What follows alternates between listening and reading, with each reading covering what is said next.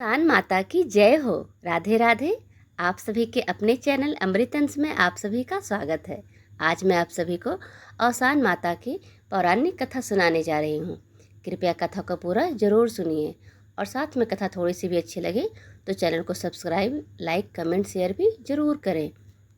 औसान माता या दुर्दुरिया माता की पूजा मुख्य रूप से गुरुवार के दिन की जाती है। यह पूजा विशेष रूप से सुहागिन महिलाओं द्वारा की जाती है, खासकर जब वो किसी मन्नत को पूरा करना चाहती हैं या जब उनके घर में कोई शुभ काम होती है, जैसे कि नई बहू का आगमन या बेटी की शादी के बाद पहली बार घर वापसी। अब सान माता की पूजा के लिए एक दिन पहले यानी बुधवार को 14 सुहागिन महिलाओं को आमंत्रित किया जाता है। यह पूजा श्रद्धा और भक्तिभाव से की जाती है। यह पूजा मीठी सौगेली के नाम से भी जानी जाती है। कुछ क्षेत्रों में इसे संकटा माता या चट माता के रूप में भी जाना जाता है। आइए कथा प्रारंभ करते हैं। एक गांव में एक सास और बहू रहती थी। बहू अपनी सास पर बहुत गुस्सा करती थी, क्योंकि सास बूढ़ी होने के कारण कोई काम नहीं कर पाती थी। सास और बहू में रोज कलह होती थी। बहू हमेशा सास को ताने देते हुए कहती थी, अम्मा, आपसे कोई काम नहीं होता है, दिन भर घर में बेकार ही बैठी रहती हो। बहू के ताने सुनकर लाचार सास कोई जवाब नहीं दे पाती थी। एक दिन बहू ने कहा, अम्मा, आप दिन भर खाली नहीं बैठ रह सकती हो, आपको घर का कुछ काम तो करना ही पड़ेगा। सास ने कहा, बहू, इस उम्र में मैं क्या काम करूँगी और कहाँ काम के लिए जाऊँगी? तुम अगर मुझे रोटी नहीं दोगी तो मेरा क्या होगा? इस पर बहू ने कहा, अम्मा, आप रोज़ सुबह पूरे गांव में दूध बेच आया करो। 1 महीना पूरा होने पर मैं आपसे हिसाब लूँगी। बेचारी सास दुखी मन से मजबूरीवश गांव में दूध बेचने के लिए तैयार हो गई। सुबह हुई तो बहू ने दूध का डिब्बा भरकर सास को थमा दिया और कहा कि जल्दी दूध बेचकर घर आ जाना। सास घर से निकली और एक पीपल के पेड़ के नीचे बैठ गई।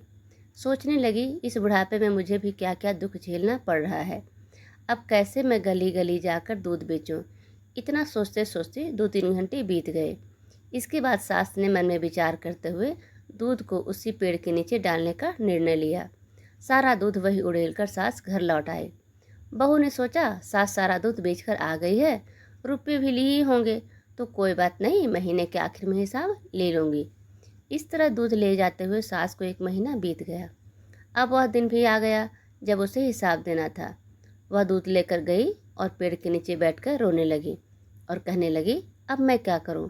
आज बहू को दूध का हिसाब कैसे दूंगी? दूध तो मैंने बेचा ही नहीं, रुपये कहाँ से लाऊंगी? वहाँ से गुजर रही अफसान मैया ने बुढ़िया के रोने की आवाज़ सुनी। मैया बुढ़िया के पास पहुंची और रोने का कारण पूछा। बुढ़िया ने मैया से कहा, मेरी बहू मेरे साथ अच्छा व्यवहार नहीं करती है।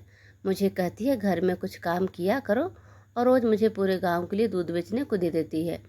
मुझसे ठीक से चला भी नहीं जाता, घुटने दर्द करते हैं, इसलिए मैं रोज़ सुबह दूध इस पीपल के पेड़ के नीचे डाल देती थी और बहू से कह देती थी कि सारा दूध बेच दिया। आज मुझे बहू को महीने भर के दूध का हिसाब देना है। मैंने हिसाब नहीं दिया तो वह मुझे घर से निकाल देगी। औसान मैया को बुढ़िया पर दया आ गई। माता ने बुढ़िया से कहा कि आज पीपल के पेड़ नीचे जितने भी सूखे पत्ते गिरे हुए हैं उन्हें अपने आंचल में धर लो। घर जाकर इन पत्तों को अपने बहू के आंचल में डाल देना। इस पर बुढ़िया ने आश्चर्य से औसान माता से पूछा, अरे, क्या इससे मेरा दुख दूर हो जाएगा? माता ने कहा, हाँ, जरूर हो जाएगा, और जब दुख दूर हो जाए तो औसान माता की पूजा करना मत भूलना। बुढ़िया ने औसान मैया की बातें सुनकर आंचल में पीपल के सूखे पत्ते समेटकर अपने घर लौट आई। सास जैसे ही भरे आंचल के साथ घर पहुंची, बहू अत्यधिक खुश हो गई। बहू ने पूछा, क्या बात है अम्मा, आज आप पूरा हिसाब लेकर आई हो, बहुत सारा पैसा रुपया मिला है आपको। सास बोली, हाँ बेटा, ऐसा ही समझो, तुम अपना आंचल फैलाओ, मैं उसमें डाल देती हूँ। बहू ने अपना आंचल फैला लिया, लेकिन यह क्या, उसका आंचल तो रुपये और जेवरों से भरा हुआ था। बुढ़िया को भी समझ आ गया कि यह सब औसान मैया की कृपा है। बहू सास से जोर देकर पूछने लगी कि उसे इतना धन कैसे मिला। सास सीधी सरल महिला थी, उसने बहू को सारी कहानी सुना दी। लालची बहू ने सास से कहा कि मैं भी वैसा ही करूँगी जैसे आपने किया है, हो सकता है औसान मैया मुझे भी इसी तरह बहुत सारा धन दे दे। बहू भी अब रोज दूध लेकर जाती और पीपल के पेड़ के नीचे चढ़ाकर आती। महीने के आखिर दिन बहू पेड़ के नीचे दूध चढ़ाकर रोने लगी। उसके रोने की आवाज़ सुनकर औसान माता प्रकट हुई और बहू से पूछने लगी, क्या हुआ, तुम क्यों रो रही हो? बहू ने कहा, मेरी सास मुझे बहुत परेशान करती है। कहती है दूध बेचकर रुपए लेकर आओ, तभी तुम्हें इस घर में रहने को मिलेगा। मैं तो रोज़ दूध यहाँ चढ़ा देती थी। आज मुझे सास को महीने का हिसाब देना है। इतने रुपए मैं कहाँ से लाऊं? आसान मैया ने बहू से कहा कि वह पीपल के सूखे पत्ते अपने आंचल में समेटकर घर ले जाए और आंगन में डाल दे। बहू ने खुशी खुशी ढेर सारे सूखे पत्ते अपने आंचल में भर लिए। लेकिन यह क्या, जैसे ही बहू ने सूखे पत्ते आंगन में डाले, वे सब सांप बिच्छू में बदल गए और उसे काटने दौड़ पड़े। घबराकर वह औसान माता के पास गई तो मैया ने कहा कि तूने अपनी बूढ़ी सास के साथ बहुत गलत व्यवहार किया है। उसे तूने 2 रोटी के लिए भी तरसा दिया था, इसलिए तेरे साथ यह घटना हुई है। बहू औसान माता के चरणों में गिरकर माफ़ी मांगने लगी। माँ को भी दया आ गई और उन्होंने बहू को क्षमा कर दिया। माता ने बहू से कहा कि अपनी सास को माँ समान मानकर उनकी खूब सेवा करो, घर में आपस में मिल कर रहो।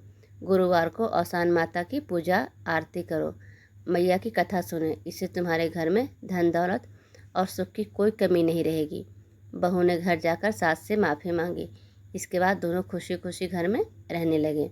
गुरुवार को उन्होंने पूरे विधि विधान से माता का आवाहन कर उनकी पूजन की। जिस प्रकार औसान माता अपने बूढ़ी सास को सहारा दिया और घर में सुख शांति समृद्धि दी, वैसे ही हम सब पर अपनी कृपा बनाए रखना। औसान माता की जय हो। कथा सुनने के लिए आप सभी का बहुत बहुत धन्यवाद।